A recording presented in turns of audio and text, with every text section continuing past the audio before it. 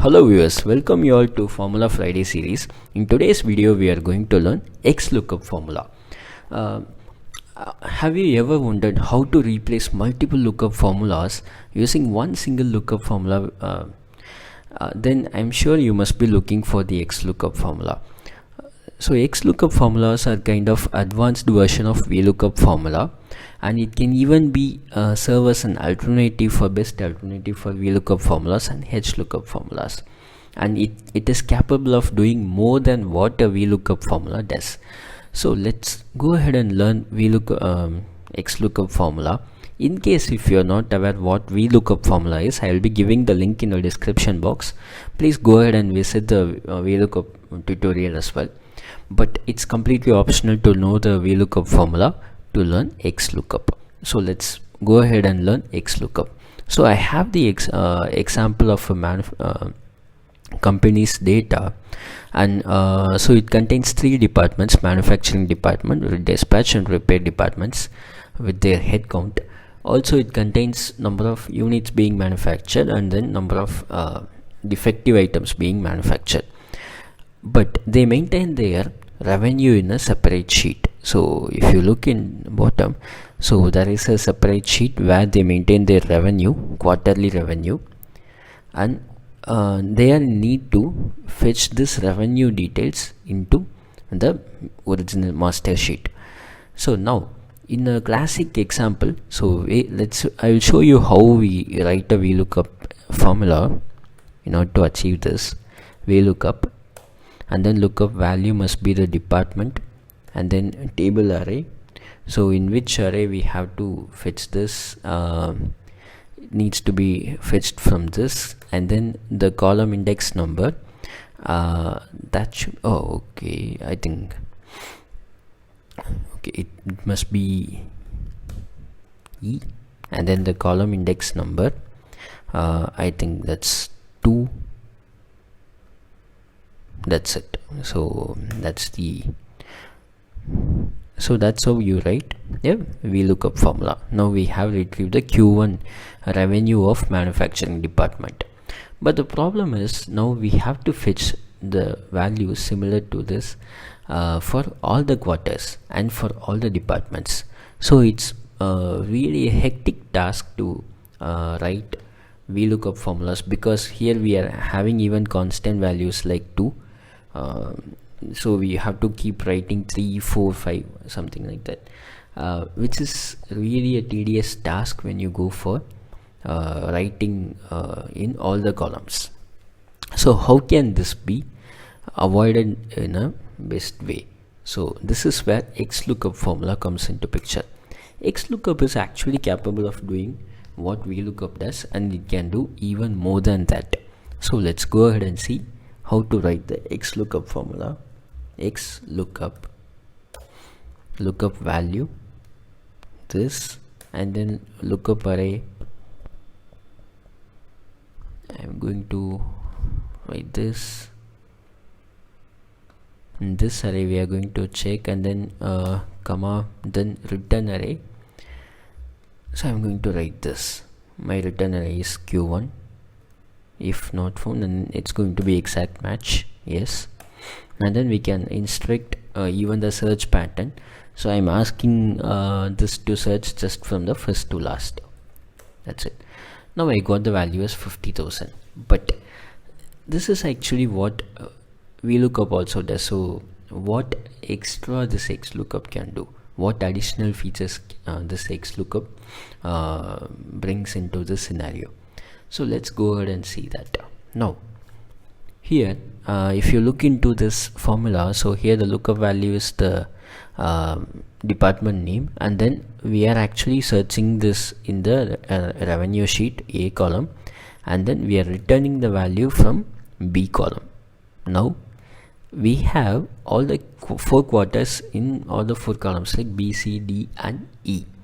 Now let us go ahead and see what happens if we change this to, if we change this return array to E. So here you go, with one single formula we have actually got the values for q1, q2, q3, q4. So what modification have we made? So let me rewrite this from the scratch for you. So Xlookup, lookup value 1, and then lookup array, it needs to be checked in this A array, comma, and the return arrays are going to be B, C, D and E if not found. Okay, and then 0. I'm going for the exact match, and then I'm instructing to search from first to last. So that's it. Now it has actually used the capabilities of dynamic array, and it has spilled the formula automatically into the subsequent cells. So that's how we got the complete result with one single formula. Now you can just copy this formula, paste it here, and then you can paste it here. That's it. So okay, so that sums up the power of Xlookup formula. So Xlookup formula is, has that capability of spilling its own content to the adjacent cells, and it is capable of giving you back the entire row wherever it is required. And also it gives you other features like search mode. So this search mode is useful when you want to start your search from the last as well. So for example, assume you have many historical data in the initial parts of the sheet, and then you have the latest data only at the end. Then last to first will help you to get the latest data. So for example, in case if you have the same department details repeating again, manufacturing, with some different values for q1, q2, so 60,000 and then 55,000 and then 80,000 and also 75,000. So assume you want to return just the latest data. Then here if you, since we have mentioned as -1, it has actually enabled the search. So assume, just check what happens when we set the search from first to last. It got the older data.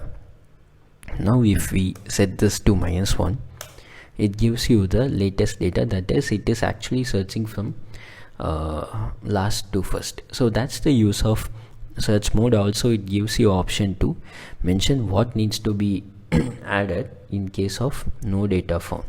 So mention just no data, that should be fine. So here we have all the datas. Now assume let's add another department, something like order. Okay, so 5 people in that department, and then they produce and then among them one is defective. Now let's just copy this.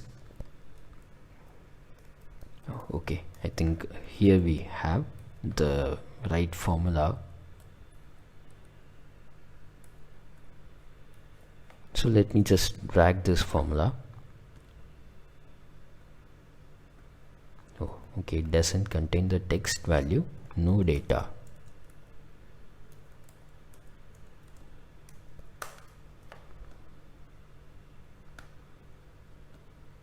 Now you get proper values, no data, which might be helpful for you to understand from a user perspective. So these are the key features of Xlookup formula. So I hope you would have learned something out of this video, and this will be helpful in case you have Excel 2019 and above, or I think it's even compatible with 2016 as well, but it's not compatible with the earlier versions because of the usage of dynamic array formula, dynamic array concept. This spilling concept is not available in earlier versions like 2013 or 2010. So I hope you would have enjoyed this video. Thanks for joining. Stay tuned.